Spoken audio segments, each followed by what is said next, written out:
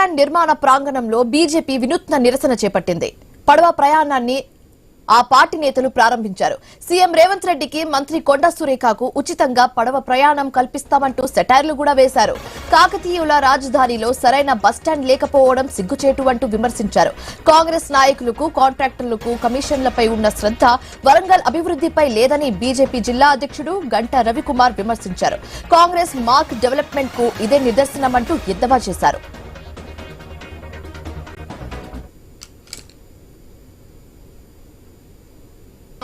ప్రాచీన కాకతీయుల వారసత్వానికి పేరున్న ఈ ఓరుగల్లు నగరానికి బస్టాండ్ ఈ విధంగా ఉండడం మన వరంగల్ ప్రజల యొక్క ఆత్మగౌరవానికి ఇది సిగ్గుచేటు. కాంగ్రెస్ ప్రభుత్వాన్ని నమ్మి కొండా సురేఖ గారిని ఇక్కడ గెలిపించుకోవడం జరిగింది. ఈ ఉమ్మడి జిల్లా నుంచి దాదాపు 10 మంది కాంగ్రెస్ ఎమ్మెల్యేలు ఉన్నా కూడా ఈరోజు వరంగల్ బస్టాండ్ 2 సంవత్సరాలైనా నిర్మించుకోలేదు. ఈరోజు వరంగల్ బస్టాండ్ దాదాపు 20 ఫీట్ల లోతుతోని ప్రమాదకర స్థలంగా ఏర్పడి గతంలో స్టోన్స్ తీస్తున్నప్పుడే ఒకరిద్దరు చనిపోయిన ఘటనలు ఉన్నాయి. మళ్ళీ ఈరోజు దాన్ని నిన్న కూడా నీళ్లు వచ్చి ఒక చెరువు కుంటలాగా ఉండడం జరిగింది. ఇప్పటికైనా శ్రద్ధ వహించి ఒళ్ళు దగ్గర పెట్టుకొని వెంటనే కాంట్రాక్టర్లకు డబ్బులు కేటాయించుకొని ఇక్కడ ఇమ్మీడియట్గా బడ్జెట్ అలొకేట్ చేసుకొని వరంగల్ బస్టాండ్ నిర్మించాలని మేము